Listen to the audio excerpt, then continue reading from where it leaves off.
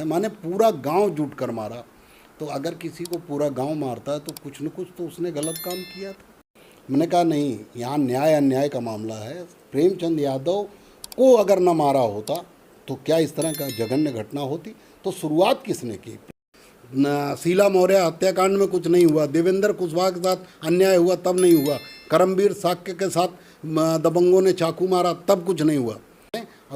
हिंदू महासभा को शर्म अगर आए तो जाके वहाँ भी धरना दें, श्याम नारायण पांडे और विपुल पांडे को का घर गिरवाएं। आज बिहार में जाति जनगणना हुई, उसका आंकड़ा आया कि हमारी संख्या 85 है और तुम मुट्ठी भर लोग। इतना अन्याय करोगे कब तक पिछड़े सोते रहेंगे? जागेंगे एक दिन। आज अगर सपा और बसपा कमज़ोर हो जाएगी तो भाजपा और कांग्रेस तुम्हें कुछ देने वाली नहीं है, पिछवाड़े डंडे बजेंगे। आज जो बोल पा रहे हो, जो कुर्ता पहन के केशव देव मौर्य चल पा रहा है, ये नेताजी की देन है।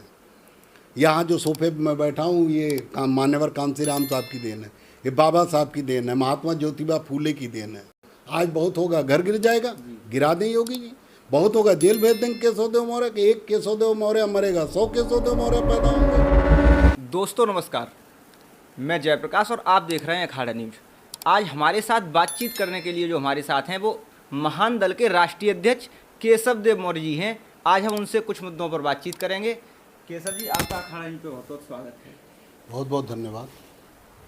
तो केशव जी, ये बताइए कि अभी पिछले दिनों देवरिया में एक जघन्य घटनाक्रम हुआ कि एक पक्ष के लोगों ने किसी एक पक्ष के व्यक्ति को उसके घर जैसे गया तो उसको पत्थरों से मार दिया, सर कलम कर दिया। तो उसके बदला लेने में उस भीड़ ने, उनके पक्ष वालों ने उनके 5 लोगों की हत्याएं कर दी। इस पर आप क्या कह रहे हैं? क्योंकि इस विषय पर काफ़ी राजनीति भी हो रही है और क्रियाएं प्रतिक्रियाएं लगातार आ रही हैं। देखिए जयप्रकाश जी, इस दुर्भाग्यपूर्ण घटना है देवरिया की घटना, और इस घटना की जितनी भी निंदा की जाए वो कम है। ये सारी घटना जो हुई वो प्रशासन की लापरवाही से हुई। दोनों पक्षों में प्रेमचंद यादव और सत्यप्रकाश दुबे, जो दोनों तरफ से लोग मारे गए, दोनों में ज़मीनी विवाद बहुत दिन से चल रहा था, 2014-15 से। और उसके बाद से सरकार थी समाजवादी पार्टी की, लेकिन उस समय विवाद की शुरुआत थी तो 1-2 साल तो मुकदमे में लगते हैं।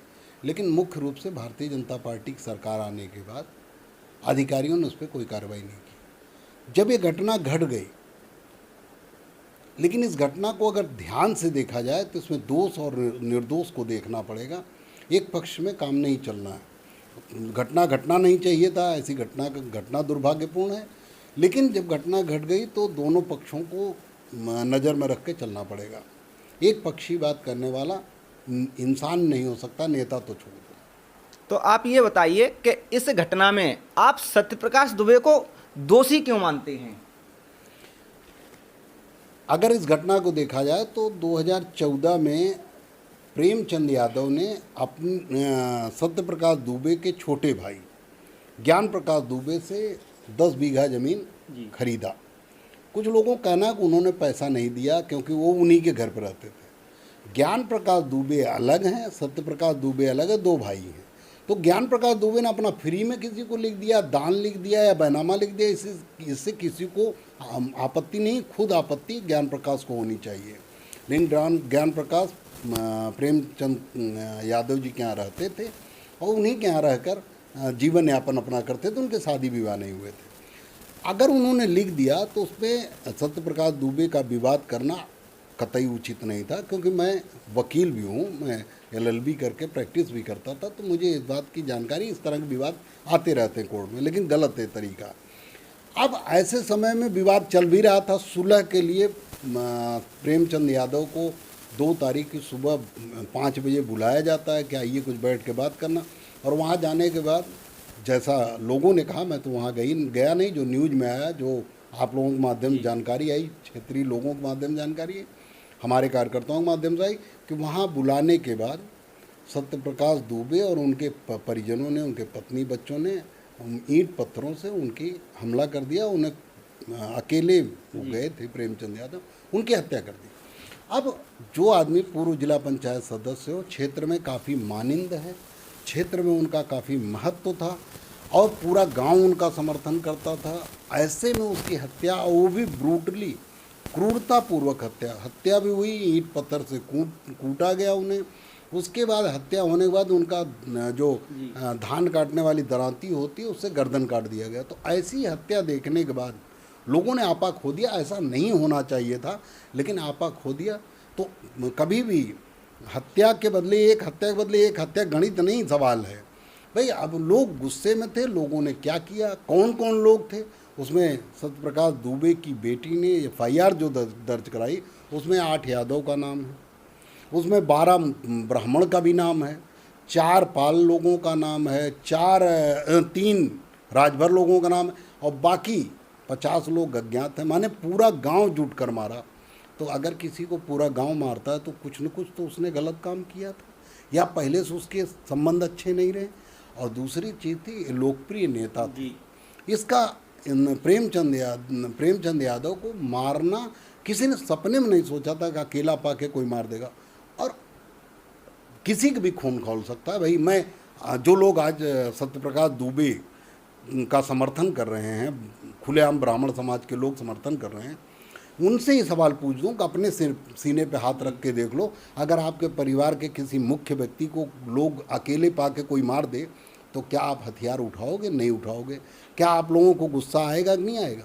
तो जड़ में जाना चाहिए।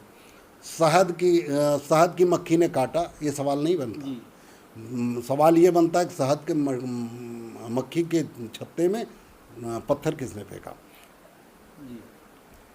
केशव जी, ये बताइए कि आपका एक सोशल मीडिया पर लेटर वायरल हो रहा है और उसको काफ़ी वायरल हुआ है वो कल से, तो आपको प्रेमचंद्र के समर्थन में क्यों आना पड़ा?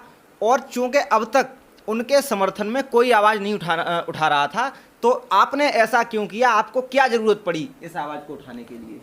जब मुझे जानकारी थी, मैंने अपने कार्यकर्ताओं को 2 तारीख को जब घटना की जानकारी, मैंने तब भी पोस्ट किया, अधिकारियों को दोषी ठहराया अपने ट्विटर हैंडल पर, अपने फेसबुक पर। मैंने जब इसे उठाया तो मेरी नज़र थी वहाँ, जो भी न्यूज़ आ रही थी देख रहा था। लेकिन ये जो सोशल मीडिया कमेंट आ रहे थे, जो सोशल मीडिया घेराबंदी आ रही थी, उसमें एक तरफा प्रेमचंद यादव, उनके परिवार को नेस्तनाबूद करने की बात हुई। योगी आदित्यनाथ जी मुख्यमंत्री होते हुए भी वो गए और उन्होंने केवल एक पक्ष को देखा, उस घायल बच्चे को देखा। वहाँ का वर्तमान विधायक जो पूरी तरह जातिवादी है, उसने भला बुरा प्रेमचंद यादव परिवार को कहना शुरू कर दिया। तो मुझे लगा, और इधर से कोई बोल नहीं रहा था, क्योंकि 5 हत्याओं का मामला था उस ब्राह्मण परिवार में। सत्यप्रकाश दुबे की 5 हत्या हुई उसके परिवार, तो कोई सब संकोच कर रहे थे। मैंने कहा नहीं, यहाँ न्याय अन्याय का मामला है। प्रेमचंद यादव को अगर न मारा होता तो क्या इस तरह का जघन्य घटना होती? तो शुरुआत किसने की? प्रेमचंद यादव को मारकर शुरुआत इस झगड़े किसने की? इस घटना का जन्म किसने दिया? सत्यप्रकाश दुबे। तो प्रेमचंद यादव को परिवार को बचाना जरूरी है।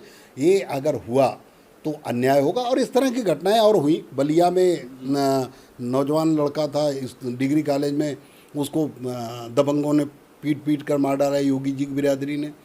तब योगी जी ने कुछ नहीं किया, बनारस में गोली मार दिया यादव लड़के को। पुजारी यादव को जौनपुर में पुलिस ने पीट के मार डाला। पुष्पेंद्र यादव का ज्वलंत मुद्दा है कि गिट्टी बालू का वो काम करता था, उसका भाई सेना में था, झांसी का पुष्पेंद्र यादव, उसका इनकाउंटर हुआ, फर्जी था, पैसे का लेन देन, लेकिन उसका इनकाउंटर कर दिया। उसकी पत्नी, जो कि अभी 6 महीना पहले ब्याह कर आई थी, उसने बहुत प्रयास किया योगी जी से कि उसे न्याय मिले, लेकिन योगी जी ने जिसके ऊपर आरोप था, चूँकि उनकी बिरादरी का था योगी जी के, उसके ऊपर एक कार्रवाई FIR तक नहीं दर्ज हुई और न उसका सस्पेंशन हुआ। अंत में पुष्पेंद्र यादव की पत्नी ने न्याय न पाता हुआ देखकर वो हिम्मत हार गई। ऐसा नहीं होना चाहिए था, उसने आत्महत्या कर ली। तो योगी जी के राज में पिछड़ों को कहीं न्याय मिल रहा, ये तो यादव समाज का मामला है। मैं अपने समाज का बताऊँ, मैं तो लगातार 6 महीने से लड़ रहा हूँ योगी आदित्यनाथ जी से कि आगरा में बलात्कार हुआ। यहीं हमारे आगरा में, जहाँ मैं रहता हूँ, यहाँ से 20 किलोमीटर 25 किलोमीटर दूर सैया थाना है, और वहाँ का जो विधानसभा है वो खैरागढ़ विधानसभा, वहाँ का विधायक भाजपा का कुशवाहा है। और वो भी जो परिवार जिसके साथ बलात्कार हुआ, योगी जी की बिरादरी के ऊपर आरोप लगा, वो भी कुशवाहा महिला है और वो भी भाजपाई है जी। उस घटना में बलात्कार को छेड़छाड़ दिखाया गया और थाने से जमानत दे दी गई, क्योंकि हमारे संविधान में है कि अब नया नियम आ गया कि 7 साल की सज़ा में थाने जमानत दी जाती। थाने जमानत दी गई, ना उसके पैर में गोली मारी गई जिस तरह मुसलमानों को मारी जाती गोली, न जिस तरह यादवों को गोली मारी जाती, ना उसके पैर में गोली मारी गई, ना उसका घर गिराया गया, ना बुलडोजर चला, कुछ नहीं, आराम से मस्ती से जी रहा। मैंने हर चैनल पर उसकी आवाज़ उठाई लेकिन कोई कार्रवाई नहीं हुई। बेशरम जातिवादी भाजपाई ने कोई कार्रवाई नहीं की। ना अभी ताज़ा घटना है, आजमगढ़ में रौनापार थाने में शीला मौर्य की हत्या, उसके पति को मारने गए थे, ज़मीनी विवाद था। वहाँ श्याम नारायण पांडे, विपुल पांडे और अतुल पांडे नाम के 4-5 लोग, उन्होंने ग्राम अपनी ज़मीन में तो मकान बनाया ही, उसके बाद ग्राम समाज की ज़मीन छूटी थी जो सरकारी ज़मीन, उस पर मकान बनाया। और मकान बनाने के बाद भी उन्हें उनकी हवस पूरी नहीं हुई ज़मीन की, उन्होंने मुंह उसका गेट खोल दिया मौर्य जी की ज़मीन में, शीला मौर्य के पति अभिमन्यु मौर्य के घर ज़मीन में। तीने लगा कि हमारी तरफ दरवाज़ा खोल रहे हैं, तो इन्होंने बाउंड्री करना शुरू किया, तो पुलिस से पिटवाया। गरीब आदमी मजदूर अभिमन्यु मौर्य, उसको पुलिस से पिटवाया। अभी 20 दिन 25 दिन की घटना है, सितंबर में हुई थी घटना। उसको पुलिस से पिटवाया, बंद कराया 2 दिन जेल में, उससे भी संतोष नहीं हुआ। तब उसको घेरा मारने के लिए उसे ले जाके एक वो रास्ते से, सुनसान रास्ते, साइकिल से अपनी पत्नी को बैठा कर मार्केट जा रहा था, उसे वहाँ अकेले घेर लिया, उससे हमला किया। लेकिन वो बगल में खाई थी, वो करीब 60 से 70 फीट करीब, उसमें कूद गया, उसमें अंदर फूस और झाड़ियाँ थी, उसमें छिप गया। तो उसे नहीं पाए तो उसकी पत्नी को, इतने कायर लोग कि उसकी पत्नी को 27 चाकू मारे, 23 चाकू मारे, उसका हाथ अलग कर दिए, उसकी गर्दन काट दी। इतनी जघन्य हत्या में कहाँ चला गया था देवरिया विधायक शशि, पता नहीं क्या नाम है उसका, सलभमणि त्रिपाठी, कहाँ चला गया था? तब उसकी आत्मा में गैरत नहीं थी, तब वो अन्याय नहीं हुआ था। तब योगी आदित्यनाथ जी को अकल नहीं आई कि चलो हम भी देख लें, 1 मिनट बात पूरी हो जाए। तब क्यों नहीं गए शीला मौर्य हत्याकांड में? क्यों नहीं गए? तब क्यों नहीं गए? ये जितने लोग आज हिंदू महासभा के लोग आज वहाँ घर गिराने के लिए कि प्रेमचंद यादव का घर गिराया जाए उसके लिए धरना दे रहे हैं, तो क्या प्रेमचंद यादव हिंदू नहीं? क्या वो शीला मौर्य और अभिमन्यु मौर्य हिंदू नहीं? उनके लिए धरना कब दोगे? मतलब हिंदू का मतलब खाली ब्राह्मण, हिंदू का मतलब खाली क्षत्रिय? हम नहीं भेद करते, लेकिन बीजेपी के लोग जातिवादी हैं। अखिलेश यादव जी नहीं जातिवाद करते, लेकिन बीजेपी के लोग खुला जातिवाद कर रहे हैं। ब्राह्मण और क्षत्रिय कहीं भी अन्याय कर रहे हैं, उनको बचा रहे हैं। सुल्तानपुर में डॉक्टर ब्राह्मण ही थे, घनश्याम दुबे, उनकी हत्या योगी जी की बिरादरी ने कर दी। दिखावे में खाली स्कूल की जो ज़मीन उसने कब्जा की थी तो गिरा दिया, उसका घर क्यों नहीं गिराया?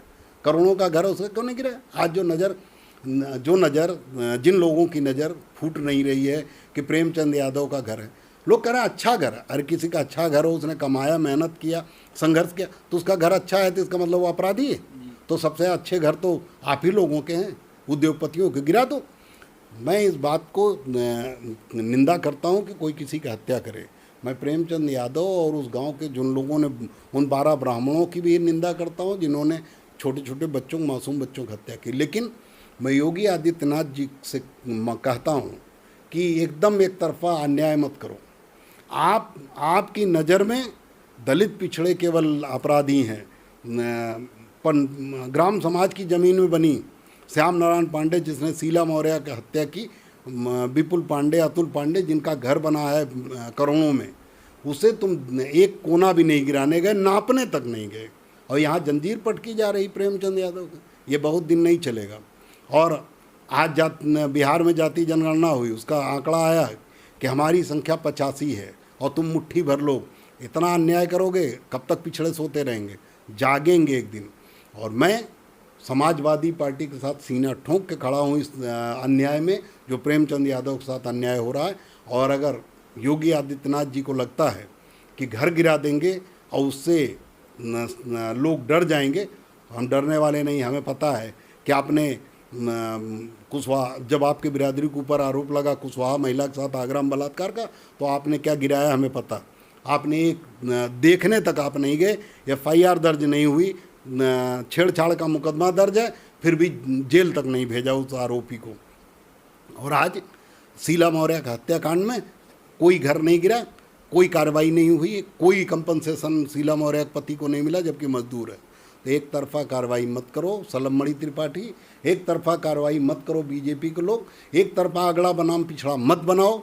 अगड़ा बनाम पिछड़ा बनाओगे तो तुम्हारा नुकसान है। नुकसान आज पिछड़े सो रहे हैं धर्म के नाम पर, उन्हें बहुत दिन आप धोखा नहीं दे पाओगे।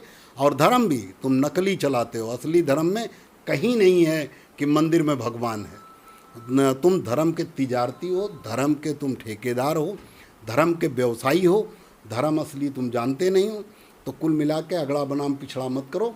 केशव देव मौर्य को और अखिलेश यादव को कम तकलीफ नहीं है, लेकिन हम नहीं कह रहे हैं कि सत्य प्रकाश दुबे के खिलाफ कोई कार्रवाई हो, तो प्रेमचंद यादव के खिलाफ भी कोई कार्रवाई नहीं होनी चाहिए। दोनों के जख्मों पर मरहम लगाने की ज़रूरत है।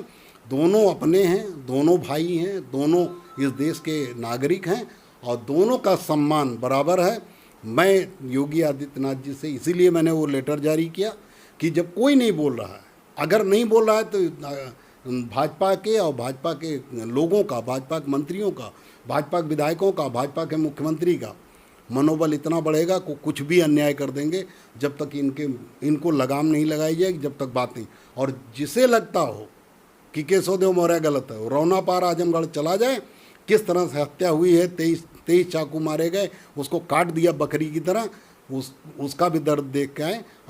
हिंदू महासभा को शर्म अगर आए तो जाके वहाँ भी धरना दें और श्याम नारायण पांडे और विपुल पांडे को का घर गिरवाएं। ऐसे नहीं चलेगा एक पक्षी। केशव जी, अभी आपने बहुत बड़ी बात कही कि हम इस मुद्दे पर समाजवादी पार्टी अकेली नहीं है, अखिलेश यादव अकेले नहीं है, हम उनके साथ हैं। क्या ये साथ आगामी इलेक्शन में भी रहेगा आपका?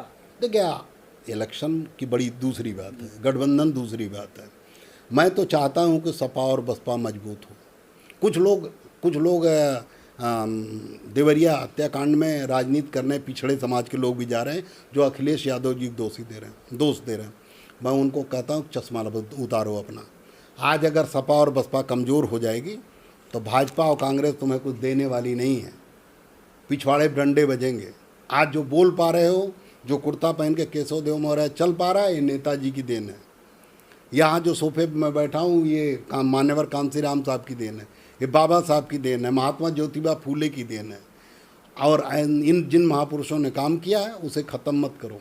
आज अगर समाजवादी पार्टी और बसपा कमज़ोर हो गई, बसपा हमें लगता है कहीं न कहीं मजबूर हो गई, लेकिन अखिलेश यादव डट के लड़ रहे हैं, भारतीय जनता पार्टी से लड़ रहे हैं, उनके गुंडों से लड़ रहे हैं, उनके अधिकारियों से लड़ रहे हैं, जबकि उनके ऊपर चारों तरफ से हमले होते हैं। तो ऐसे लोग, ऐसे जो आज हैं हमारे बीच में, अगर अखिलेश यादव जी कमज़ोर पड़ गए तो दलित पिछड़ों का अस्तित्व भी खतरे में पड़ जाएगा। इसलिए अखिलेश यादव को मजबूत बनाए रखना हम सबकी जिम्मेदारी। जो लोग छोटे छोटे बातों में अखिलेश यादव जी का बुराई करने लगते हैं, मैं उनको समझाना चाहता हूं कि अखिलेश यादव की मजबूरी है। मीडिया में बैठे लोग कौन हैं आपको पता नहीं है। सब गोदी मीडिया किस तरह से बात करती, किस तरह से बात को रखती, किस तरह से अपमानित करती दलित पिछड़ों को, किस तरह से घेराबंदी करती, आपको पता नहीं। अगर अखिलेश यादव जी आज इस घटना में खुलकर बोल दें तो जातिवाद का मोहर लगा के उन्हें हराने का काम करने, उनको घेरेंगे लोग। तो इसलिए उनकी अपनी कुछ मजबूरी है और उनकी मजबूरी को समझते हुए, देखते हुए मैंने इस बात को उठाया कि ये सारे दलित पिछड़ों की सामूहिक जिम्मेदारी है कि एक तरफा जब हो रहा है, जहाँ जहाँ जैसे अतीक अहमद का कमर तोड़ दिया गया, कहाँ मिट्टी में मिला देंगे, अतीक अहमद माफिया, हाँ ठीक है। केशव देव मौर्य कोई आपत्ति नहीं, बहुत अच्छा है, वो माफिया है, उसने कुछ गलत किया होगा, उसका आपने मिट्टी में मिला दिया, उसके परिवार को आपने बर्बाद कर दिया, नस्तनाबूद कर दिया। मुख्तार अंसारी को योगी जी ने कमज़ोर कर दिया, उसकी कमर तोड़े, ठीक है, अच्छी बात है। लेकिन केशव देव मौर्य का सवाल है कि ब्रिजेश सिंह क्या है, धनंजय सिंह क्या है, ब्रिजभूषण शरण सिंह क्या है, चुलबुल सिंह क्या है, सुशील सिंह क्या है? ये लोग भगवान हैं, महात्मा हैं, संत हैं। लेकिन ये जातिवाद नहीं चलेगा योगी जी। बहुत दिन दलित पिछड़े मूर्ख नहीं बन सकते धर्म के नाम पर, जागेंगे। और जिस दिन जागेंगे आप लोटा डोरी लेके भागोगे, दिखाई नहीं पड़ोगे, क्योंकि 85 हम हैं और केवल 15, वो भी उसमें भी 2-4% अच्छे भी लोग हैं जो जातिवाद नहीं करना चाहते, तो आपकी संख्या 10% है। होश में आ जाओ। केशव जी ये बताइए कि अभी आपने बार बार जिक्र किया कि योगी जी बुलडोजर चलवा देते हैं, पैर में गोली मरवा देते हैं, तो ये समस्या तो विपक्ष के कई नेताओं ने झेली है। जैसे उसके उदाहरण आजम खान बहुत बड़े नेता थे समाजवादी पार्टी के, उन पर बकरी चोर के, भैंस चोर के मुकदमे तक लगे और उनको एक तरह से बिल्कुल ध्वस्त कर दिया गया उनके साम्राज्य को। तो आपको योगी जी की बुलडोजर से डर नहीं लगता? लगता है डर, लेकिन अगर इस डर को काबू नहीं रखा गया और अगर आज हम लोग नहीं लड़े, तो जिस तरह से योगी जी दलित पिछड़ों का मनोबल गिराने का काम कर रहे हैं भारतीय जनता पार्टी सरकार के सहारे, जहां अन्याय अगड़े कर रहे हैं दलित पिछड़ों पर, वहां कोई कार्रवाई नहीं कर रहे हैं। बलात्कार जैसे केस में कोई कार्रवाई आगरा में नहीं किया, छेड़छाड़ का मुकदमा दर्ज किया, उस पर भी कोई कार्रवाई नहीं किया, शीला मौर्य हत्याकांड में कुछ नहीं हुआ, देवेंद्र कुशवाहा के साथ अन्याय हुआ तब नहीं हुआ, करमवीर साक्य के साथ दबंगों ने चाकू मारा तब कुछ नहीं हुआ। तो क्या जब ये पूरा समाज गुलाम हो जाएगा और अशिक्षित हो जाएगा तब हम लड़ेंगे? जब यही लोग थे जिन्होंने शिक्षा का अधिकार नहीं दिया दलित पिछड़ों को, यही लोग थे जो दलित पिछड़ों को आस्तन ढकने का अधिकार नहीं था जिनके राज्य में। तो जब आने वाले समय हमारे कठिन हैं तो आज ही लड़ लो। आज बहुत होगा घर गिर जाएगा, गिरा दें योगी जी। बहुत होगा जेल भेज देंगे केशवदेव मौर्य के। एक केशवदेव मौर्य मरेगा 100 केशवदेव मौर्य पैदा होंगे। एक अखिलेश यादव नहीं रहेंगे 100 अखिलेश यादव पैदा होंगे। हम अखिलेश यादव के साथ इस मुद्दे में और हर उस मुद्दे में जब दलित पिछड़ों के साथ अन्याय होगा, केशवदेव मौर्य डट कर खड़ा है और हमेशा खड़ा रहेगा। अभी आपने दोबारा कही कि हम अखिलेश यादव के साथ हर मुद्दे में, पिछड़े और एससी के दलित के मुद्दे में साथ खड़े रहेंगे।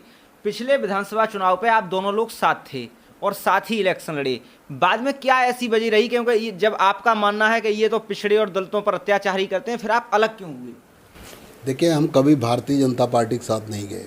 भारतीय जनता पार्टी ने हमें जुलाई में जब एनडीए की बैठक हुई उस समय हमें बुलाया कि आप आइए एनडीए की बैठक में बैठने। मैंने मना कर दिया। हमने कहा हम नहीं बैठ सकते। हम समाजवादी पार्टी और बसपा को मजबूत करना चाहते हैं। बहुजन समाज पार्टी को हमने समर्थन भी दिया था, तमाम वॉल राइटिंग भी कराई, तमाम हमने नारे भी लगवाए, लेकिन बहुजन समाज पार्टी की तरफ से कोई प्रतिक्रिया नहीं आई। तो हमने इस बात का कारण जानना चाहा। कई लोगों से हमने बात की। लोगों ने कहा कि बहन जी कुछ मजबूर हैं, उनके ऊपर मुकदमे वगैरह हो गए हैं या भाजपा से डरी हुई। तो जो मजबूर है उसका साथ तो मैं नहीं दे सकता। मैं उस आदमी का, उस व्यक्ति का साथ दूंगा, उस पार्टी का साथ दूंगा जो दलित पिछड़ों को मजबूत करेगा, दलित पिछड़ों को बचाने का काम करेगा। दलित पिछड़ों से वोट लेने के लिए खाली जो आएगा, मैं उसका समर्थन नहीं करूंगा। मैं कांग्रेस का भी समर्थन नहीं करता। मैं इंडिया गठबंधन में कांग्रेस है, लेकिन आज तक कभी भी पिछड़ा जाति की जनगणना हुई 11 में, लेकिन 3 साल तक उनकी सरकार रही, उसे पब्लिक नहीं किया। आज झूठ बोल रहे हैं कि हम मौका नहीं पाए। अरे 3 साल में क्या मौका नहीं मिलता? तो 2 दिन 10 दिन का काम, 20 दिन काम, लेकिन उनकी नीयत नहीं थी। जब महिला आरक्षण बिल कांग्रेस के समय में आया था तो उसमें पिछड़ों का आरक्षण नहीं दिया महिला आरक्षण में। इसी बात को लेकर लालू यादव जी ने और नेताजी ने इसी बात का विरोध किया और आरक्षण रुक गया। तो इसका मतलब उनकी नीयत नहीं थी ठीक। और जितनी सरकारें हैं कांग्रेस की, मध्य प्रदेश में सरकार रही, राजस्थान में है, छत्तीसगढ़ में सरकार है, लेकिन वहाँ पिछड़ों का आरक्षण का लाभ नहीं मिलता। तो उनकी नीयत अच्छी नहीं है। कांग्रेस और बीजेपी दोनों एक ही हैं और दोनों का अंदरूनी। आज प्रेमचंद यादव का समर्थन क्या कांग्रेस कर रही? क्या नहीं कर रही? तो ऐसे लोगों को वोट देने की आवश्यकता नहीं। ऐसे लोगों को ताकतवर बनाने की ज़रूरत नहीं, क्योंकि एक सांपनाथ है तो एक नागनाथ है। दोनों से हमें बराबर खतरा है दलित पिछड़ों को। दलित पिछड़ों का अस्तित्व बसपा की सरकार बनने से मजबूत होगा या समाजवादी पार्टी की सरकार, दोनों एक हैं और दोनों कुछ न कुछ हमें देंगे। दोनों भले नौकरी कम दें, भले ज़मीन कम दें, हमें स्कूल कॉलेज कम मिले, लेकिन सम्मान और हक अधिकार, बीमारी एक है तो परेशानी एक है तो इलाज भी एक है। हम समाजवादी पार्टी की सरकार बनाने के लिए पुरजोर प्रयास करेंगे। हाँ, चाहते गठबंधन हो। अभी अखिलेश जी नहीं तैयार हैं, उस विषय पर नहीं वार्ता कर रहे हैं। हमने जो भी उस समय जो भी विवाद हुए, हम चाहते थे, केवल इतना हमारा दोष था कि हम चाहते थे कि समाजवादी पार्टी की सरकार बने 2022 में, और हमें महत्वहीन कर दिया गया। स्वामी प्रसाद मौर्य को लाकर हमें जबकि सबको पता था कि कासगंज में, एटा में, बदायूं में, इन सब में महान दल का ज़बरदस्त असर है, लेकिन यहाँ रैली हमारी नहीं करा के स्वामी प्रसाद मौर्य। तो इस बात की तकलीफ़ थी, तो हमने सोचा जब यही रहेंगे, और हम नहीं चाहते थे। आज स्वामी प्रसाद मौर्य को अलग थलग सपा ने किया, क्योंकि उनकी बयानबाजी रुकी नहीं, अखिलेश यादव तमाम निर्देशों के बाद नहीं रुकी, तो उन्हें समझ में आ गया। केशव जी, अभी आपने जैसे कई ऐसी घटनाएं बताई कि ये घटना हुई, ये मर्डर हुए, ये रेप हुए, यहाँ ऐसा हुआ। योगी सरकार जब से आई है वो कानून व्यवस्था पर ही केंद्रित है, तो आप फिर क्या मानते हैं कि उनकी कानून व्यवस्था लचर है क्या ज़्यादा, या दलित पिछड़ों को टारगेट किया जा रहा है? सबसे घटिया अगर किसी का लॉ एंड ऑर्डर है किसी सरकार का, तो भारतीय जनता पार्टी का है दलित पिछड़ों के प्रति। वो दलित पिछड़ों को दबाकर उनका मनोबल गिराना चाहते हैं। आज जो घटना हुई है देवरिया की घटना में, बलिया में यादव नौजवान मार दिया गया, डिग्री कॉलेज में पीट के मार दिया गया, बनारस में गोली मार दी गई यादव लड़के को। साथियों, ये थे हमारे साथ महान दल के राष्ट्रीय अध्यक्ष केशव देव मौर्य। इन्होंने हमारे सारे प्रश्नों का बड़ा बेबाकी अंदाज से उत्तर दिया और सारे मुद्दों को बढ़ चढ़ के रखा, और आप हमारे साथ जुड़े रहिए।